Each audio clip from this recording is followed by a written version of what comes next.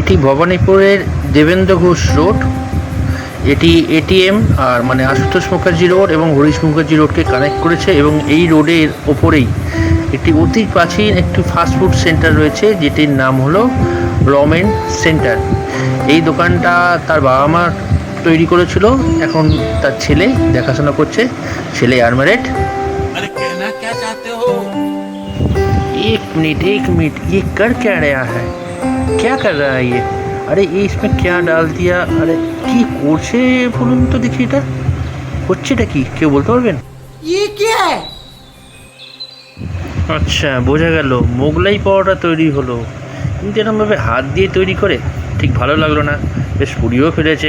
और अभी तो रुको, क्लाइमैक्स अभी बाकी है।